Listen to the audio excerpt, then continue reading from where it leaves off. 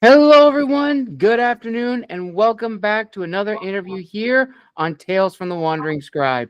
I'm your host, Gabriel Garcia, other known as the Wandering Scribe and the Wandering Quill. And joining us today is our first author for the month of October.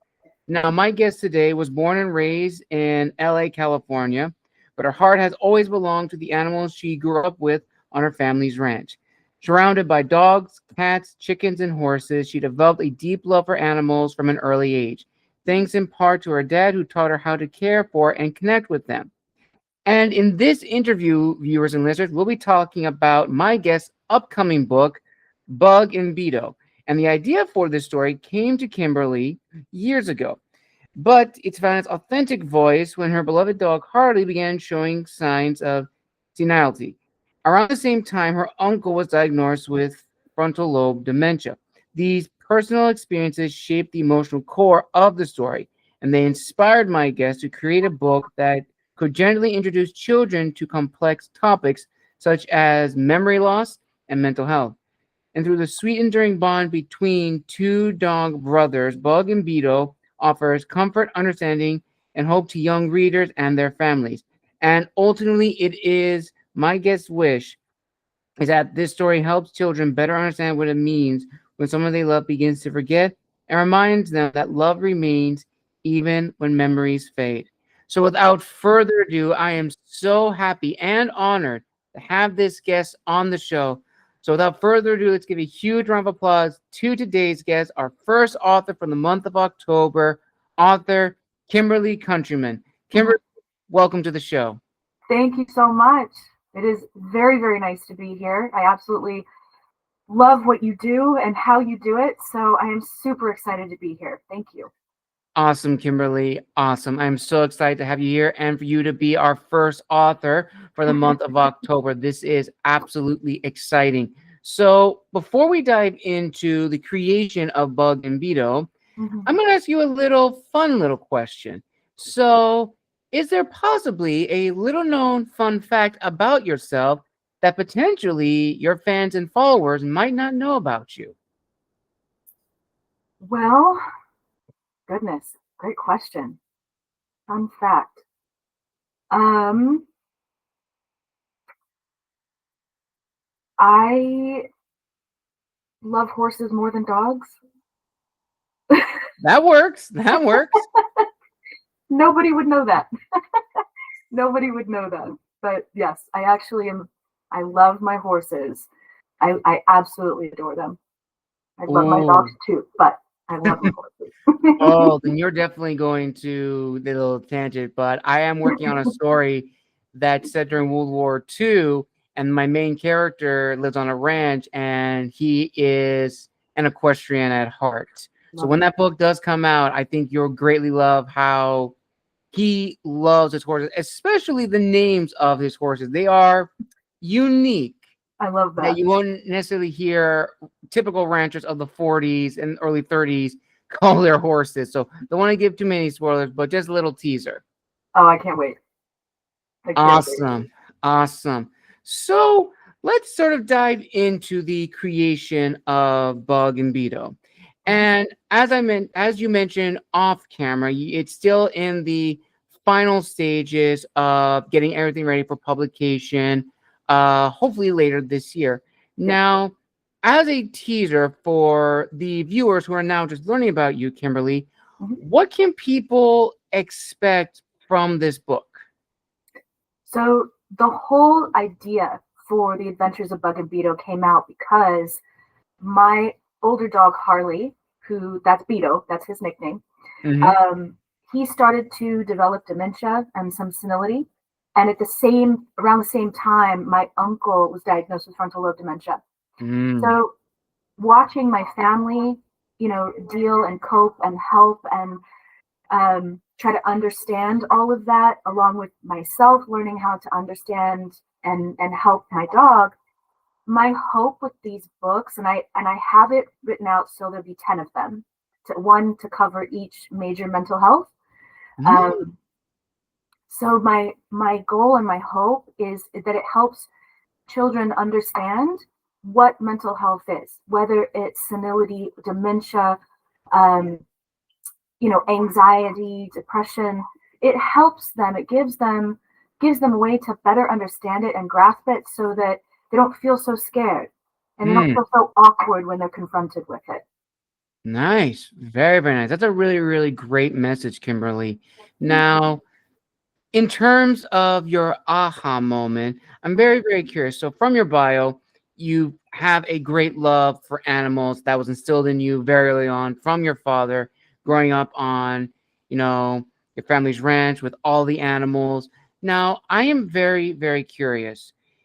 Was this point in your life from your uncle and your family dog the aha moment that drove you to create this story? Or rather, were you always planning to write a story but didn't have an idea? But because of the circumstances that you and your family were experiencing, that became the driving force, that became the aha moment. Yes, I always wanted to write. I knew I always wanted to write. When I was younger, I thought I would write more of a bio. I'm a cancer Mm, survivor, so I thought maybe I would write a bio and around my cancer and around my family helping me go through that. But when my uncle got diagnosed, and then with my dog, it switched. It switched, and I knew that this is what I wanted to write about. Never thought I'd write a children's book, but here I nice. am. That's actually really awesome. And it's also really cool that, again, I'm having you on here because I don't get a lot of children book authors on the show. And I really like seeing that side of the publishing industry, the writer's journey, because writing for children and for a young audience, what we consider middle grade as opposed to YA, it's very, very different in terms of how we tell stories, Right. talk about very, very tough topics in a way that they can understand. As you mentioned in your bio, you want it to be a very delicate balance of not shying away from it, but not dumbing it down. You wanted to treat the children as you would any other reader and audience. So Mhm, now going forward from that point, let's talk about the creation of Bug and Bido. mhm. So when you got the idea for this story, would you consider yourself an author that is a more detailed, outlined author, or would you consider yourself a more spontaneous author in the sense that you know what the beginning is, you know what the end is, but the middle, we'll just see what happens? I would say I am probably the perfect balance of both. So I knew right away I wanted 10 books on the 10, biggest mental health Mm, topics out there. I knew also that those those 10 topics were going to be characterized by animals that I either have or have had. So mm. that was actually a fun part, was was sort of comparing, who to who. It was very funny.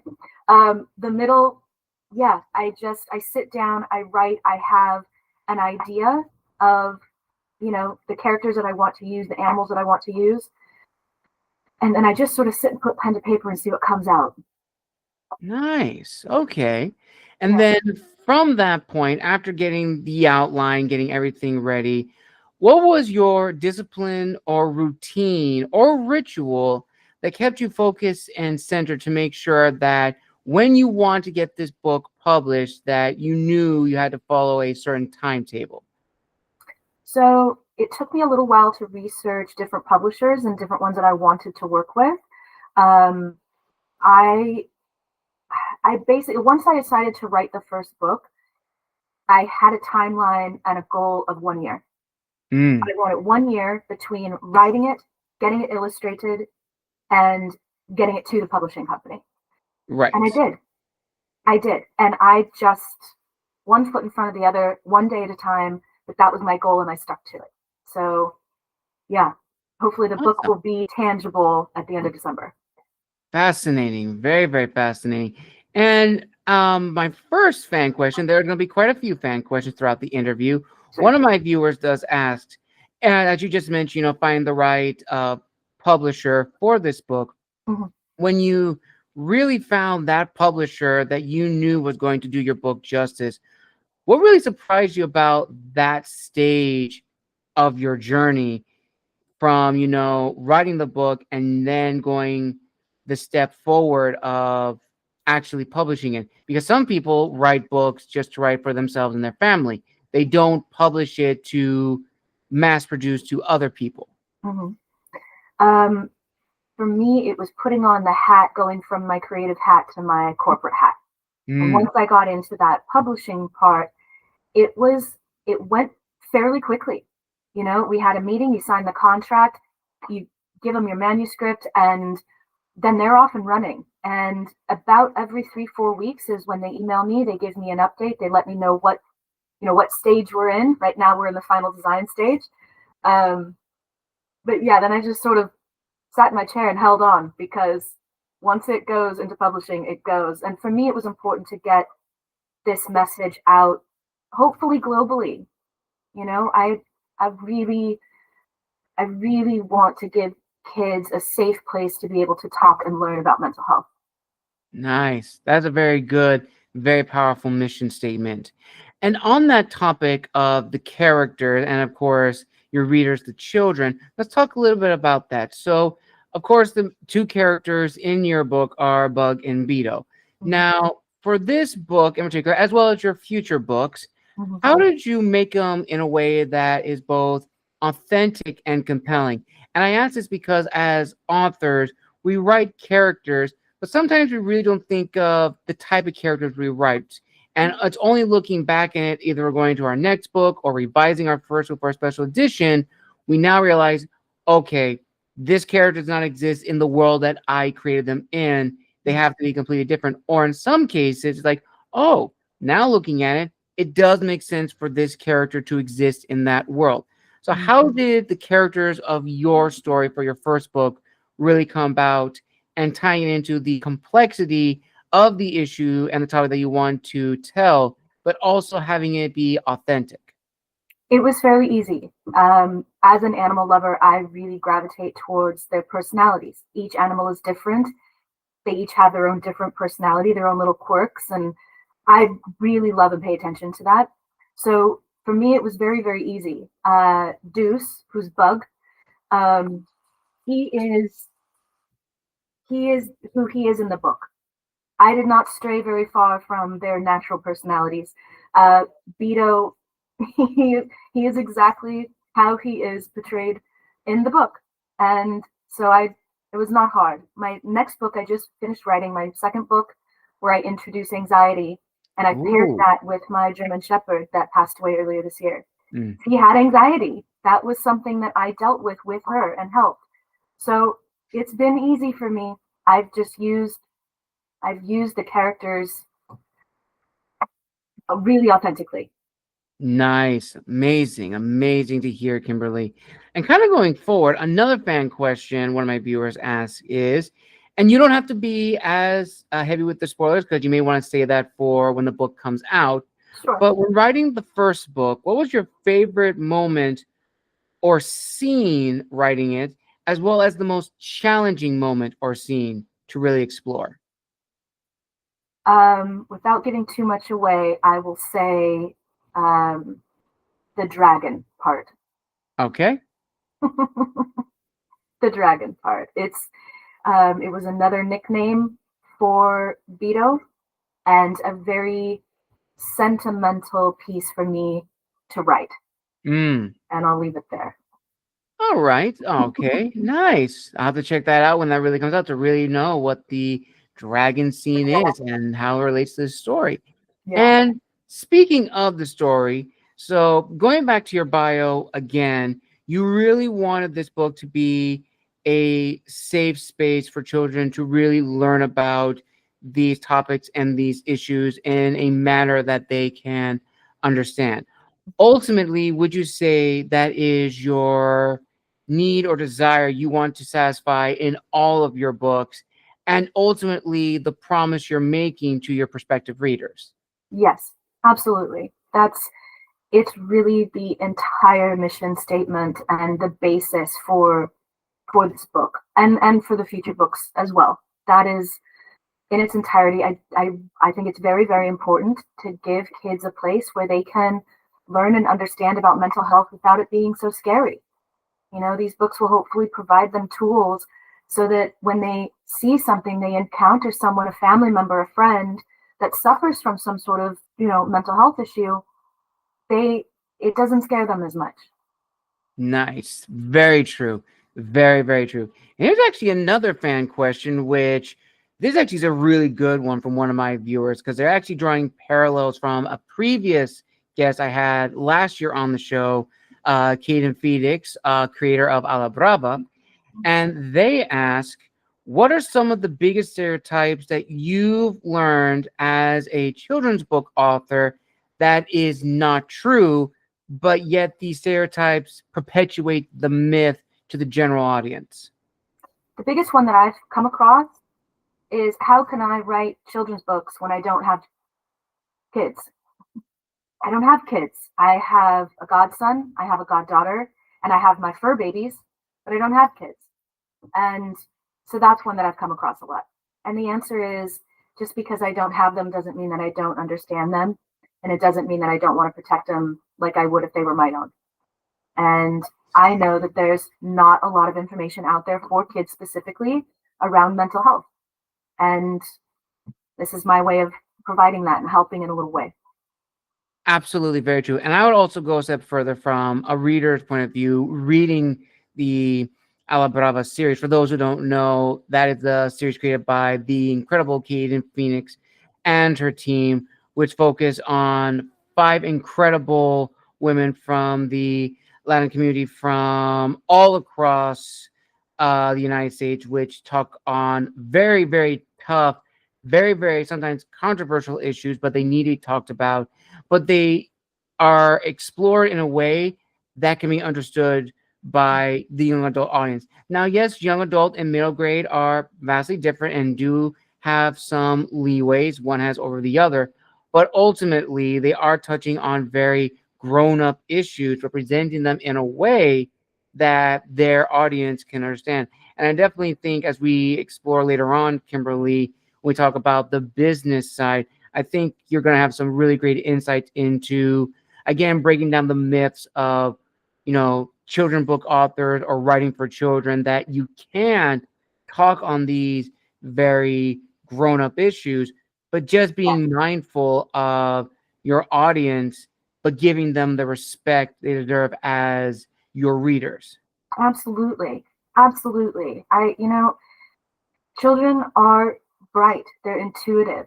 They know and feel things on a much more, I don't know, solid level than we do, because they're not clouded by the social media or, mirrors or, adult life stressors. So I talk to them like I would anybody else.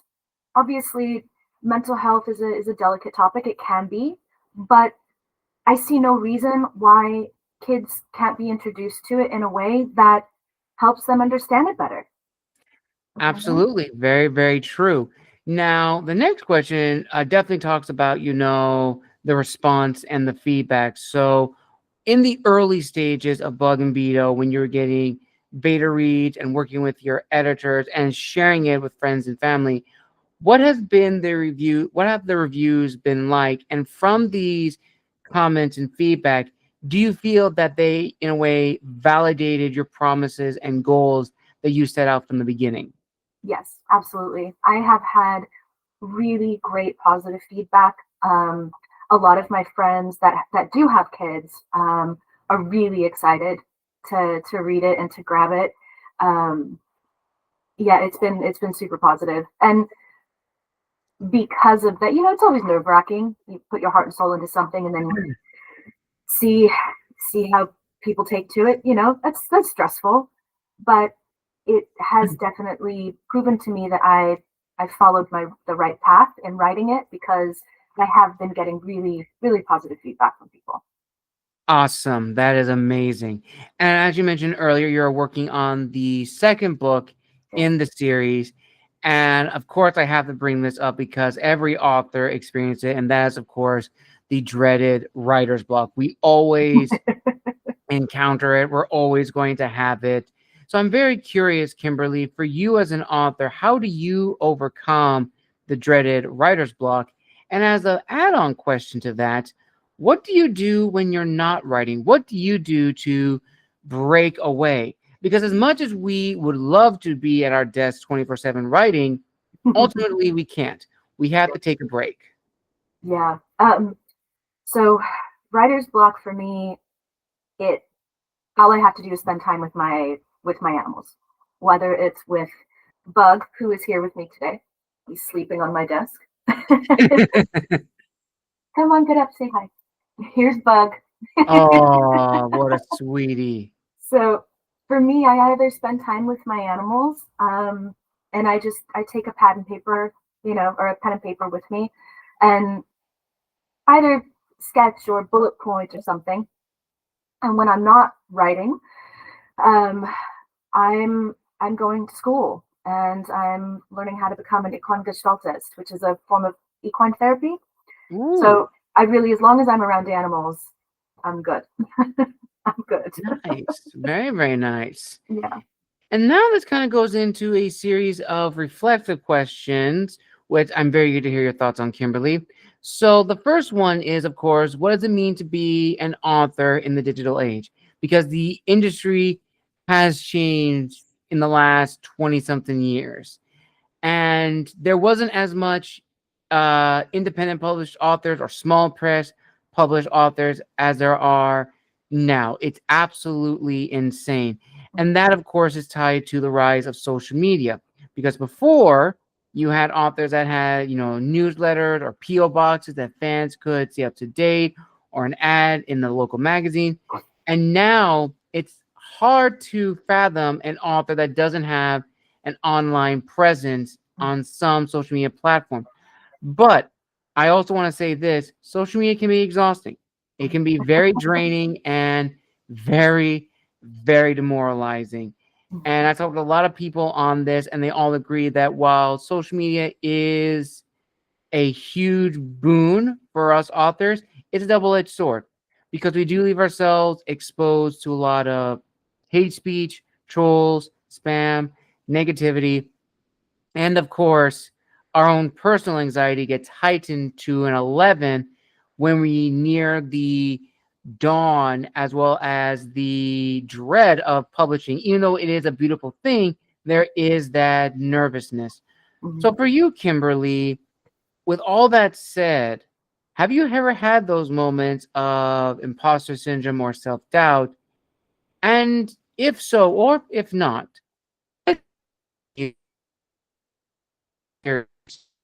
because Oh, it's one thing to write a book, it's another thing entirely to plan a whole series, because that takes true commitment and true passion to the story that you set out from the beginning. yeah. Um, you know, social media is definitely, it's a good and a bad. And the good side of it is, obviously for marketing and advertising and getting your name out there and your product out there, it can do wonders for that. I'm very old school. I like tangible. So I have a harder time with social media. I don't have very many followers. I just don't live in that world. As far as, you know, nervousness about it, I just don't try to live there. People are going to say what they're going to say. People are going to judge no matter what. I can't help that. What I can hope is that the good outweighs the bad, and Right. and and hopefully it just doesn't come across my door too much. And when it does, so be it. I'll deal with it then. But I try to stay positive and not. I can't control what people say and do.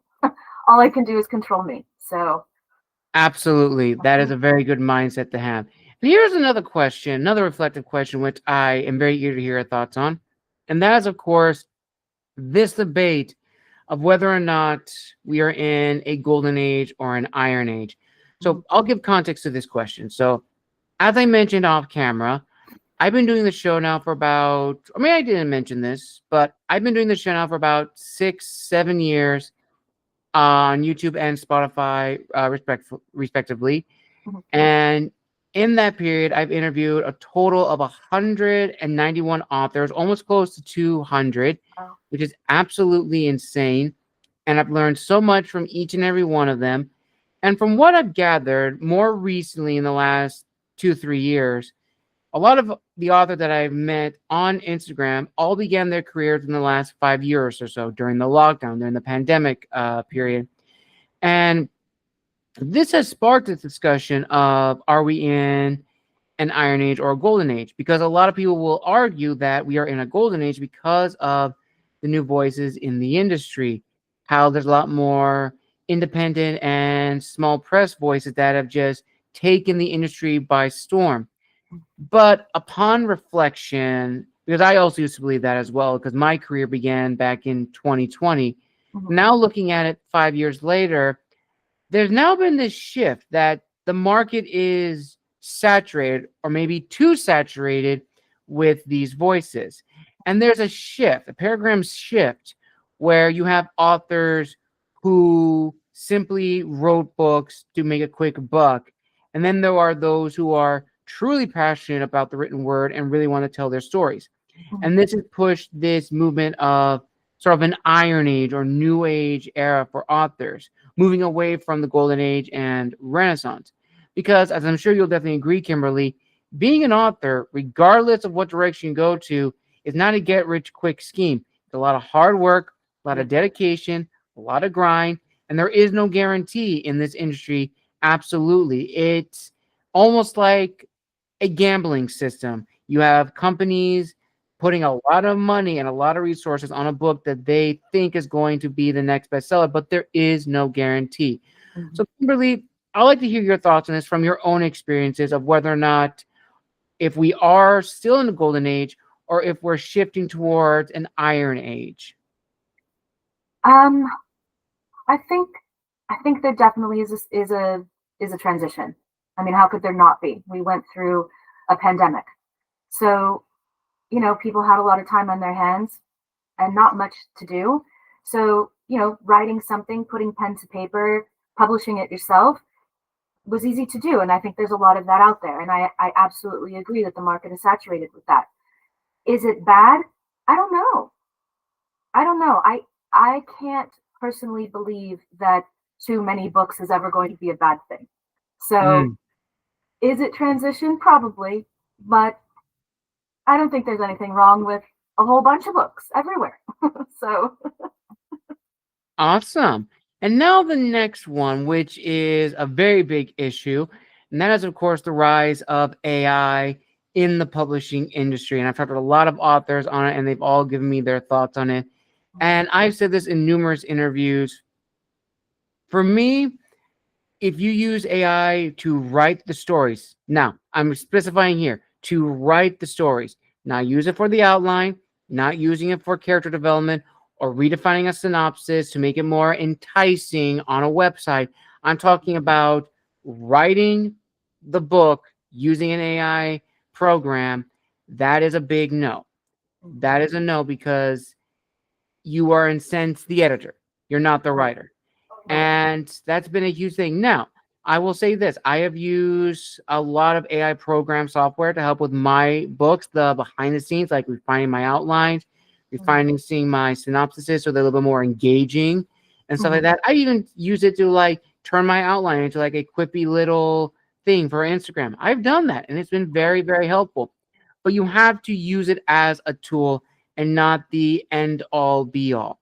And Kimberlee, I would love to hear your thoughts on this and your own experiences if you've known other authors do this or just how AI means to you and what it's done to the industry. So I'll probably get a lot of backlash for this, but I am extremely old school. I don't use AI at all. I hate it. Okay. I don't believe in it. I don't like what it's done to a lot of industries.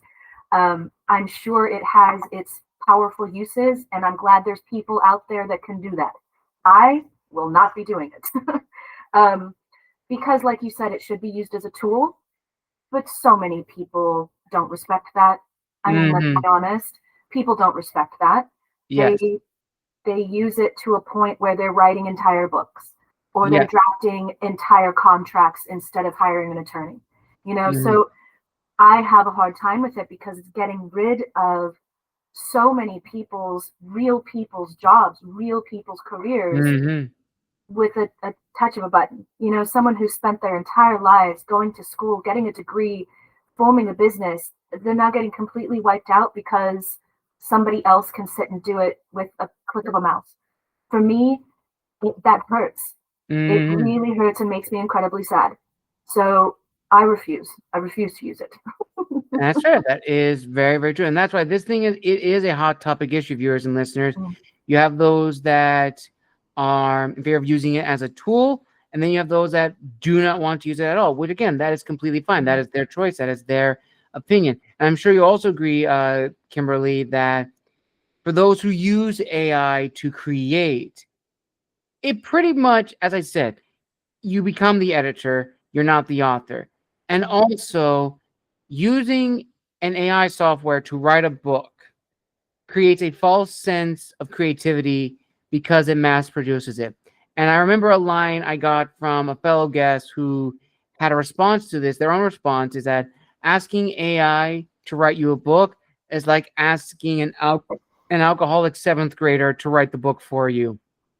It's not going to be pretty. It's going to have a lot of mistakes because AI Yeah. will have mistakes no matter what. And again, you're going to end up being the editor. Yeah. And yet, unfortunately, as Kimberlee has mentioned, and I've also explained in numerous interviews, some books do fall through the cracks. Some AI books do fall through the cracks unnoticed. I don't have to remind you guys that there was a book in the news not too long ago that was pulled from the shelves because they flipped through the last page, and on the back it said this book was written in the style from this person with this prompt. And I'm like, oh my gosh. And again, as Kimberlee also mentioned, being a writer is not a get rich quick scheme. It is a lot of grinding, a lot of refinement of who we are as authors, the genres we want to write in, and how we approach storytelling. And then, I of would course, not want that taken away from me. That's part yes, of being an author. I don't want to click a button and have that grind and sweat and create. I don't want that taken away from me. I no, really enjoy writing, and most writers, you have to enjoy it. Otherwise, there's no way you do it. It's hard. yes. That is very true. That is very true. And that leads, of course, now to the business side of being an author. So, as an icebreaker question for this portion, Kimberlee, let's start with this question. So, once you found the publisher that you knew was the right fit for you, and as you're in the stage for Bug and Bido, and currently working on the sequel in this series, looking back on your journey thus far, is there anything you would have done differently? I would have started writing these books years ago. I wish I would have done that. But no, I think the way that I've gone about it has been pretty organic and very true to me and how I operate, and I'm happy. I'm happy with the way that it's gone. Nice. That's great to hear. That is great to hear.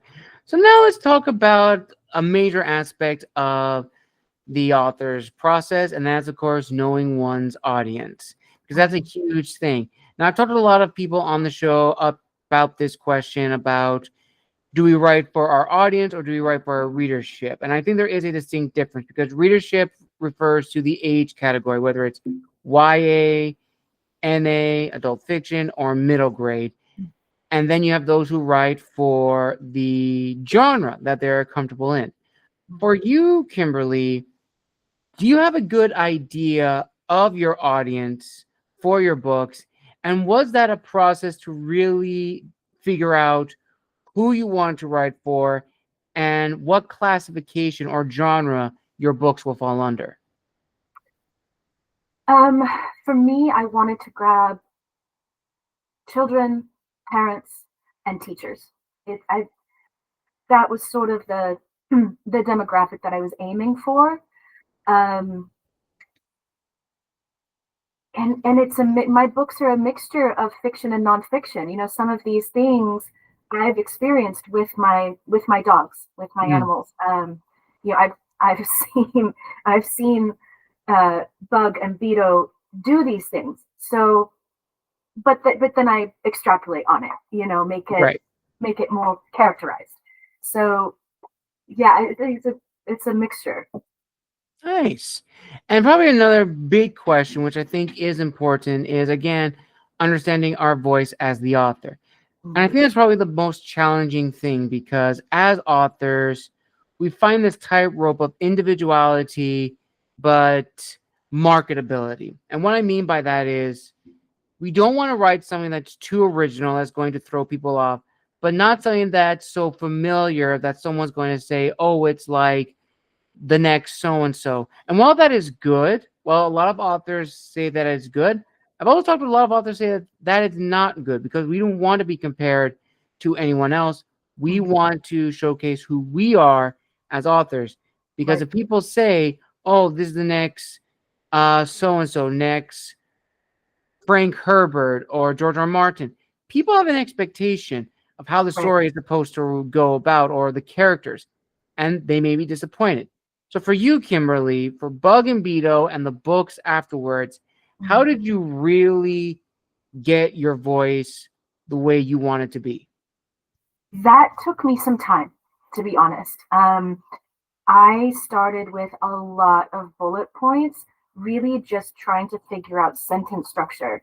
Because as you read a sentence, right, certain punctuations, it it changes. It changes the tonality of that sentence. And for me, I didn't want it to come across as a strict narrative, but I also didn't want it to come across too childlike. Mm, So I struggled with that a bit until I found a groove and I found a tone that made sense for me, that was easy for me to tap into because it came rather naturally, and then shape it in a way that makes it more fun and flowy and easy to read for kids, not sing songy, but you right. know, has that groove to it. Absolutely. Very true. Very, very true. And another fan question one of my viewers wanted to ask is, how did you create the world of Bug and Beetle, and of course, the worlds for your future books? And they also add an add-on to this. Do they exist in the same world, or rather it's different stories, different places? So I they ex- that's so funny. They exist, yeah, they exist in the same world, but different experiences, Hmm. if that makes sense. Yes. Um, and I completely blanked on the first part of that question. I think you did I got it. answer it. Do they Okay. exist in um the same world? Oh, now I remember the first part. I remembered it. It was making the world immersive. How did Mm. you make the world immersive for children in particular? So that was easy. It's animals, it's dogs, right? I mean, that's about as immersive as it gets. You put a picture of a cute animal in front of a kid and they're in, you know? I mean, you put one in front of me and I'm in.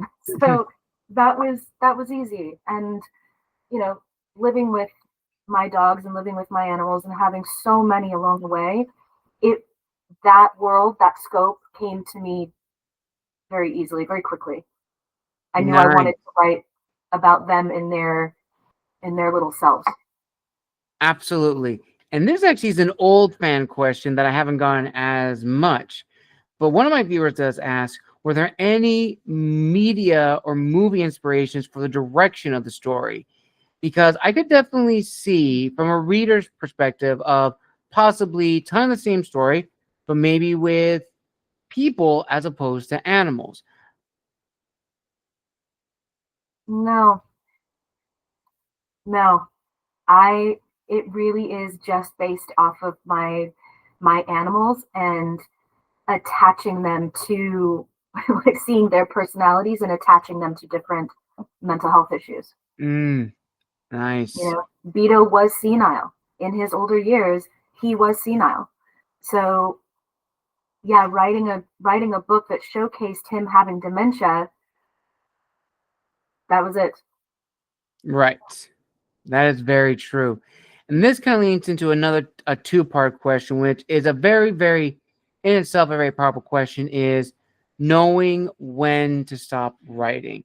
Because I Mm. imagine writing this book, it definitely brought up a lot of emotions and a lot of feelings that maybe at the point when you were writing this had not come to terms with yet.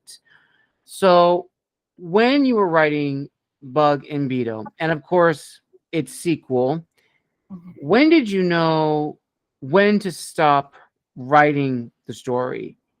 And ultimately, when you reached that point, how did you make sure that the ending that you wrote was not only satisfying to a reader, but also staying true to your voice as the author?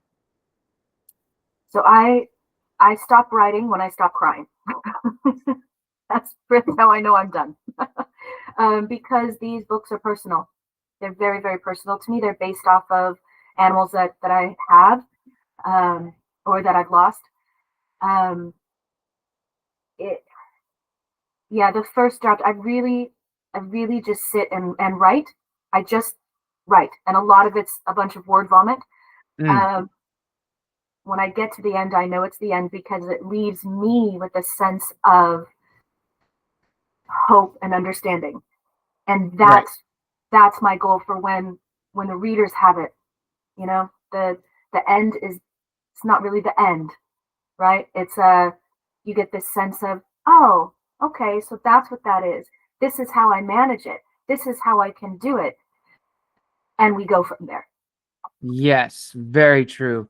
And this is actually, I forgot this fan question because actually is very important.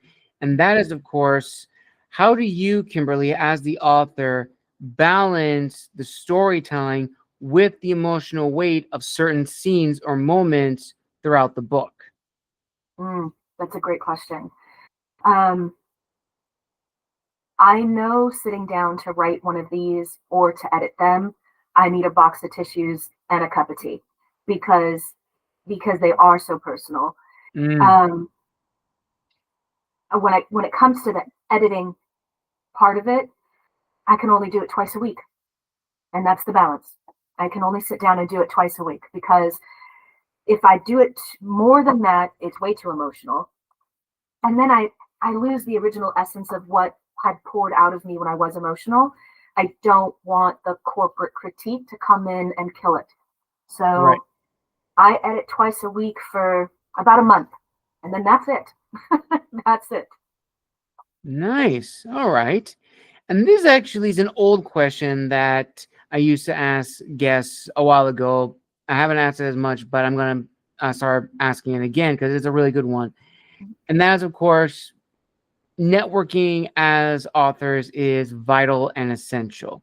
And sometimes it can bring up new skills that we can apply to our own life. And I definitely think we see so many workshops, we see so many things about how to write a story or planning and stuff like that. But I think there's more to that. There's a lot more to that. So let's imagine this. Let's RP a little bit. So let's say, Kimberlee, that you were invited to lead a seminar. And in that seminar is a room filled with aspiring authors, all of whom are exactly in the age category that you are marking towards as an author yourself, as well as those who read those types of stories. So, in the sea of topics to choose from, what is the one topic that you would like to choose and thus share and discuss in this classroom environment, in this teacher like scenario? Well, one, I'd be terrible at that, but um, I think I think this getting the description of your characters down would be like, I wish I would have had help with that going into this because my characters are based on real life animals. getting their descriptions, like, turning the visual into a written description, that took me some time because it had to be just right. Mm-hmm. It had to be just right because they are my animals. I see them every day. So I would have loved to have had help with that. So if I could teach that, it would be character description. Nice. That's a very good one. That is a very, very good one. And here's another question, which I'd love to hear your thoughts on. So, as we talked about earlier, as authors, there is no guarantee that your book is going to be a success. And I always like to point out that as authors, there are two paths for us: to be an author and to be known as an author. Two very different mindsets. One is dedicated to the craft, the other is dedicated to the business side. They do lead to the same goal, but it's the intentions along the way which can make or break the author. If you want this to be your full-time job, that's not going to happen. It's not realistic. To actually be a self-sufficient author, whether you're indie, hybrid, or traditional, you have to sell, at least from what I've understand about the market, you have to sell at least almost 7 to 10 books. Now, keep in mind, 7 to 10 books, that's a long time. That is a very long time to write the story, meet with the editors, get that edited, find the publisher, or you have the same publisher, see if they will take that book or anything like that. That's a lot of work and a lot of money. It is not easy, but some people are able to do it. And unfortunately, some people are not. And of course, there are those rare instances where people are able to become successful authors from their debut novel. That's amazing. But that's not realistic in the sense that everyone's going to be like that. Right. That's not going to be the case. So ultimately, Kimberlee, here's my question. What would you tell an aspiring author or authors that just because their book is not a financial success, it is not a reflection of who they are as the author? That I would say that nothing in life is concrete, right? We don't know anything from day to day. And it's the same thing that I told myself, whether my book is a success or not, I didn't write it for it to be a success. I wrote it because I think it's important for it to be out there. Mm-hmm. If the money comes, great. If it doesn't, okay. It doesn't mean that I'm going to stop writing them, though. No. I'm going to keep writing them because I think they're important and they're lovely. They're Mm-hmm. very cute. Yes, absolutely. And that actually is a question I did want to ask you, Kimberlee. So for your books, are they kind of like have like illustration books with like regular prose? Is it more like a picture book, or is it like a full-on novel-esque novella type story? It's Well, okay, it was very important for me that my books were hand drawn. So Mm. my illustrator, his name is Loic Capreda. He's a dear friend of mine now, and he does everything by hand. One of my favorite Oh, books growing up was Where the Wild Things Are. yes. It's big, it's colorful, it's hand drawn. You move it like this. The pages are, it's just incredible. That was my template, I Mm. guess. So it's it's a bigger, it's not, it's, I think the first book is like 28 pages. It's a children's book. Okay. It's a shorter read, but everything's hand drawn. It's a bigger, book, tangible book, and beautifully illustrated. Beautifully illustrated. I can't wait for people to see the illustrations. Nice. Amazing. Amazing. Now we're almost near the end. We have a few last questions, but before we get to that, there was another question I wanted to ask you, and it kind of goes back to the topic of, networking and collaboration. For you, Kimberlee, are there any people you'd like to give a personal shout out to right now who have helped you on your journey as an author? And also, how important is it for authors to really begin networking? Because for those who don't know, networking as authors is a must. It is absolutely vital. I'm terrible at it, so I have not done a lot of networking yet. Um, And honestly, I don't know if I will. I'm just so bad at it. But it's crucial. I understand that it's crucial. I think I'll probably have a couple of my friends help me because I'm just terrible. The posting, the Instagram, the all of it. So I'll probably ask for some friends' help. If I had to shout out to anybody, it would be my very close circle of friends and my dad, because they've just always believed in me. When I came up with this crazy idea to be a children's book author, nobody looked at me sideways, you know? So knowing that I've had their support has really helped keep pushing forward. And now I'm just excited to keep writing them. That's awesome. That is amazing to hear, Kimberlee. And now we arrived at the final two questions of this amazing author interview. So here they are. We've talked about a lot of great things in this interview, from your inspirations, your motivations, your whys, to how this book came about, and your ultimate goal and your message. With everything you've said thus far and what you will continue to learn as an author with this series, what do you want people to take away from not just Bug and Bido, but the overall series you are working on? And finally, with everything you are continuing to learn about being not just a children's book author, but an author in general, what is your word of wisdom to those who want to get into this industry? My main hope for these books is, let's talk about mental health. Why are we not talking more about mental health, and why are kids not brought in on the topic? That's my main goal. If I had a word of advice for anybody who wants to get into writing and wanting to be an author, just do it. Just do it. You have anything to lose. Just do it. And don't stop. Don't stop. Very true. Very, very true, Kimberlee. And with that, viewers and listeners, we conclude the first author interview for the month of October here on Tales from the Wandering Scribe. I want to give a huge thank you to Kimberlee Countryman for making her official debut here on the show. And this will not be the last time you see her on the show. It is my goal and hope to have her back on the show for 10 episodes, one episode for every book in her series, as well as some future works in the series that she may or may not be working on in secret. But before we officially end this incredible interview, viewers and listeners, Kimberlee, where can people find you on social media if they want to reach out, as well as stay up to date with the eventual release of your book?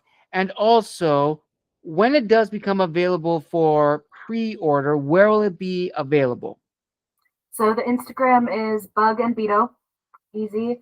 Website, bugandbido.com. That's where all of the information will be. As soon as the book comes out on pre-order, the link will be on the website, and I'll make sure to try to post it about it.